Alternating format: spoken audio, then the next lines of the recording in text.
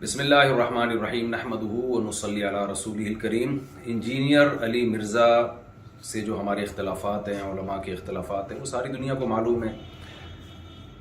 جناب انجینئر علی مرزا کے نظریات سے ہم متفق نہیں ہیں، میں جہلم بھی گیا اسی سلسلے میں، لیکن جب تک دلائل کا جواب دلائل سے چل رہا تھا معاملہ ٹھیک تھا۔ اب ایک فتویٰ آیا ہے سامنے جو بڑا پھیلایا جا رہا ہے، ایک مولانا صاحب کی طرف سے فتویٰ دیا گیا کہ جی انجینئر صاحب کا قتل جائز ہے۔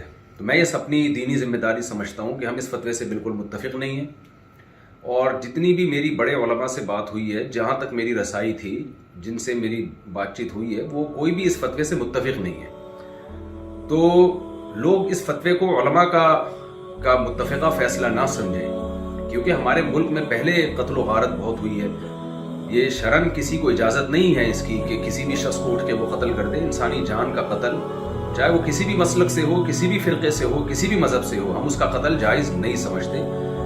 پاکستان میں قانون بنا ہوا ہے کہ کوئی بھی صحابہ کرام کی بے ادبی کرتا ہے یا گستاخی کرتا ہے تو قانون بنا ہوا ہے۔ تو یہ سپریم کورٹ کا کام ہے، ہائی کورٹ کا کام ہے، جج کا کام ہے کہ وہ یہ فیصلہ کرے کہ کون گستاخ ہے اور کون گستاخ نہیں ہے، اور اس بیس پہ جو بھی پاکستان کا لاء ہے، قانون ہے، وہ نافذ ہونا چاہیے۔ لیکن یہ جو ایک فتویٰ دیا گیا ہے کہ جی اٹھ کے قتل کر دیا جائے، یہ بالکل ٹھیک نہیں ہے۔ میرے ڈیسیوں اختلافات ہیں انجینئر علی مرزا سے، میرے کیا اہل سنت والجماعت کے علماء انجینئر علی مرزا کے عقائد کو درست نہیں سمجھتے، لیکن قتل و غارت کے فتوے دینا، انسانی جان غیر محفوظ ہو جائے ہمارے ملک میں، یہ بالکل جائز نہیں ہے۔ ہم اس کی پرزور مذمت کرتے ہیں اور اس کو علماء کا فتویٰ نہ سمجھا جائے۔ ایسا نہ ہو کل کوئی سرپھرا اٹھے اور کسی انسان کو قتل کر دے گستاخی کی بیس پہ، بے ادبی کی بیس پہ، تو یہ بالکل غلط ہے۔ ہم اس کی بھرپور طریقے سے مذمت کرتے ہیں، اور علماء بھی، جہاں تک میری رسائی علماء سے ہوئی ہے، وہ بھی اس عمل کو جائز نہیں سمجھتے۔ تو ملک میں امن کی کوشش کریں اور دلائل کی دنیا میں رہ کے ہی بات کی جائے گی، اس سے آگے بڑھنے کی کوشش نہ کریں، قانون اپنے ہاتھ میں لینے کی قطعاً کوشش نہ کریں۔ یہ جو ریسنٹلی فتویٰ آیا ہے اور سوشل میڈیا پہ پھیلایا جا رہا ہے، بالکل غلط ہے۔ قرآن و سنت کی روشنی میں اس فتوے کا کوئی سر نہیں بنتا، اور وہ پھر یہ ہے کہ ذرا سی کسی کی بات زبان سے کوئی لفظ نکلتا ہے نا، لوگ اس کو پکڑ لیتے ہیں۔ جنید جمشید کے ساتھ ہوا، مولانا طارق جمیل صاحب کے ساتھ ہوا، اور سیالکوٹ کا جو واقعہ ہوا تھا، ہم تو یہ جو واقعات تھے ان کے زخم ابھی چاٹ رہے تھے کہ جناب ایک اور فتویٰ مارکیٹ میں آ گیا کہ جی فلاں کو قتل کر دیا جائے۔ یہ بالکل درست نہیں ہے۔ تو خدارا جو مذہبی لوگ ہیں وہ جنونی ہیں، جنون کی حد تک آگے بڑھنے کی کوشش نہ کریں، پاکستان کا، اسلام کا امیج دنیا میں خراب کرنے کی کوشش نہ کریں۔ اس سے ملک میں نقصان ہوگا اور قتل و غارت کا میدان گرم ہوگا۔ تو یہ بالکل غلط ہے۔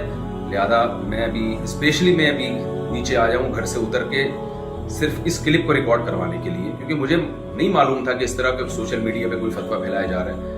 تو دیگر علماء سے بھی میرا مشورہ ہوا، تو سب کا یہی مشورہ تھا کہ ہمیں فوراً اس کے خلاف ایک بیان ریکارڈ کروانا چاہیے، اس فتوے کے خلاف۔ یہ علماء کا فیصلہ ہرگز نہیں ہے، نہ قرآن کا ہے، نہ حدیث کا ہے، اور نہ علماء کا فیصلہ ہے۔ اس سے ملک میں فساد پھیلتا ہے، اور اللہ تعالیٰ فساد پھیلانے والوں کو پسند نہیں کرتے۔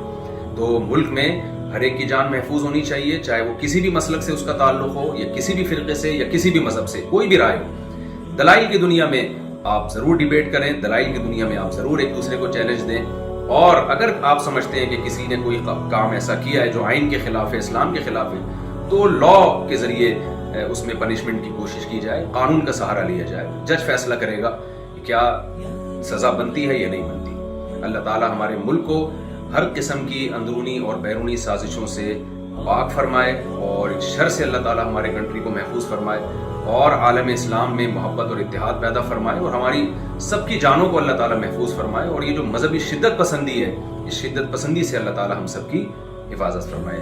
وما علینا الا البلاغ۔